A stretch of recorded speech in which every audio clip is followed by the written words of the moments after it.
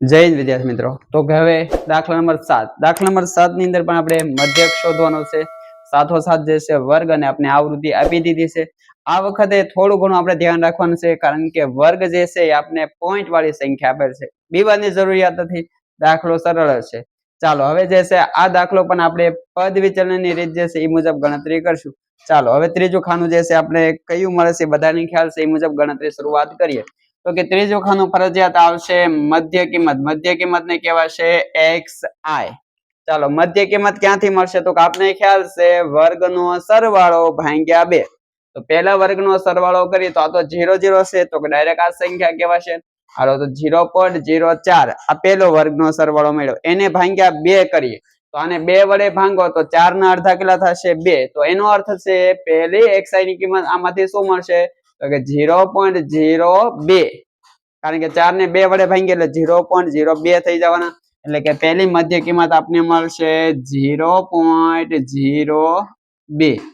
ચાલો જો તો વિદ્યાર્થી મિત્રો વર્ગની અંદર જે છે કેટલાનો તફાવત છે? તો કે અહીંયા આગળથી જ જોઈએ તો કે 0.0 થી લઈ 0.04 એટલે કેટલાનો તફાવત થયો કહેવાય? 0.04 નો તફાવત થયો, ધ્યાન આપજો। તો તફાવત આપણે ત્યાં ઉમેરતો જાય। હાલો ઉમેરવાનો કઈ રીતે? તો કે અહીંયા જે પોઈન્ટ પછીમાં છેલ્લી સંખ્યા દેખાય ને ત્યાં 4 નો વધારો થશે। તો ચાલો ગણતરી કરીએ તો કે અહીંયા 4 નો વધારો કરીએ તો થશે 0.0, અહીંયા 4 નો વધારો કરો એટલે 6। હાલો આગળ જોવા જાવ તો ફરી પાછો જશે અહીંયા આગળ 4 નો ઉમેરો કરી તો 6 ને 4 કેટલા થશે? 10। 10 એટલે કે જવાબ આવશે 0.10। આમાં 4 નો ઉમેરો કરી તો જવાબ આવશે 0.14। હાલો આમાં 4 નો ઉમેરો કરીએ તો કે 0.18। ફરી પાછો 4 નો ઉમેરો કરીએ તો કે 0.22।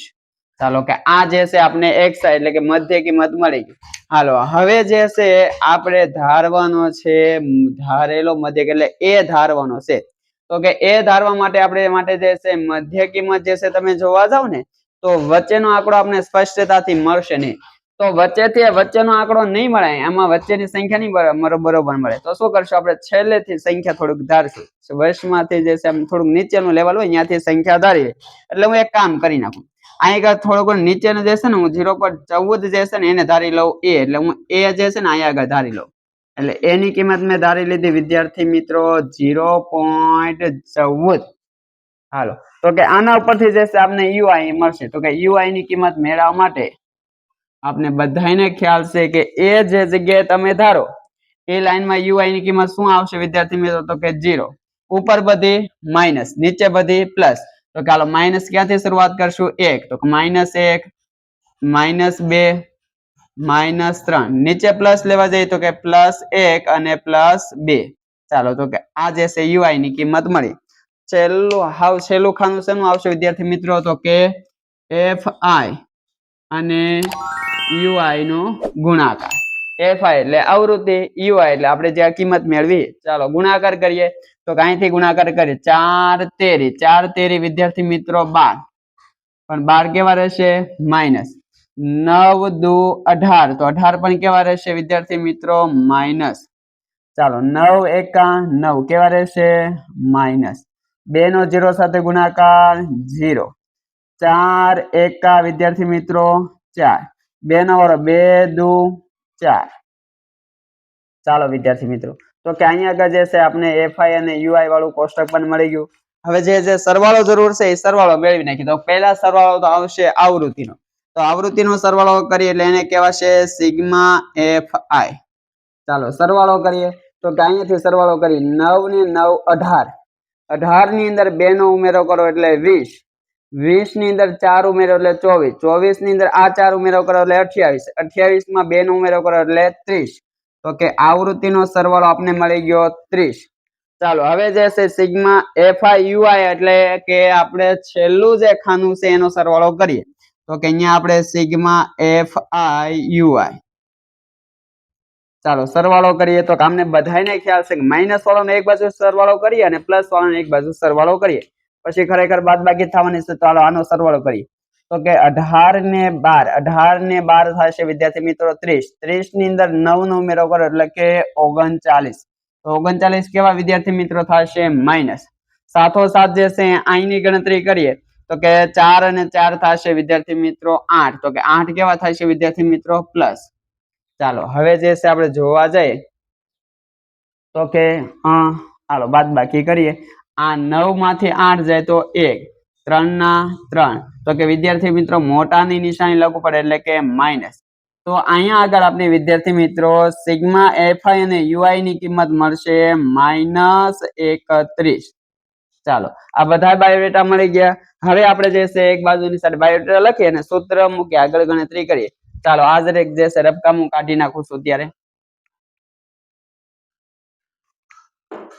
ચાલો હવે જે છે પેલા બાયોડેટા લખી નાખીએ. તો કે એ ની કિંમત શું ધારેલી છે વિદ્યાર્થી મિત્રો અહીંયા આગળ આપણે તો કે 0.14. એ જ રીતે સિગ્મા એફઆઈ ની કિંમત આપણે વિદ્યાર્થી મિત્રો મળી ગઈ છે 30. સાથોસાથ વિદ્યાર્થી મિત્રો સિગ્મા એફઆઈ યુઆઈ ની કિંમત આપણે મળી ગઈ છે વિદ્યાર્થી મિત્રો -31. અહીંયા આપણે h ની કિંમત લખી નાખી. h એટલે કે વર્ગનો તફાવત. વર્ગનો તફાવત અહીં કેટલાનો ઉમેરો કર્યો વિદ્યાર્થી મિત્રો તો કે 0.04. ચાલો હવે સૂત્ર મૂકી આગળ ગણતરી કરીએ તો સૂત્ર શું હતું વિદ્યાર્થી મિત્રો તો કે x બાર બરાબર a વત્તા સિગ્મા એફઆઈ યુઆઈ ભાગ્યા સિગ્મા એફઆઈ ગુણ્યા h. ચાલો ગણતરી કરીએ. પેલા કિંમતો મેં કીધી. હવે સૂત્રમાં a ની કિંમત કેટલી મળી છે વિદ્યાર્થી મિત્રો ધારેલી તો કે 0.14 પ્લસ ની નિશાની.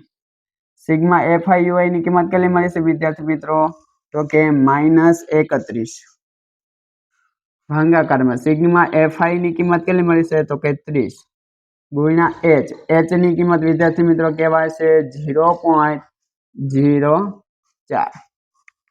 ચાલો હવે જે છે આપણે એક પોઈન્ટ દૂર કરવાનું કામ કરીએ. પેલા આને લખી નાખું, ધ્યાન આપજો 0.14 એમના એમ પ્લસ ગુણ્યા માઇનસ એટલે કહેવાશે માઇનસ. માઇનસ લખી નાખું વિદ્યાર્થી મિત્રો 31 ભાગાકારમાં કેટલા છે તો કે 30. હવે અહીંયા ધ્યાન આપજો વિદ્યાર્થી મિત્રો.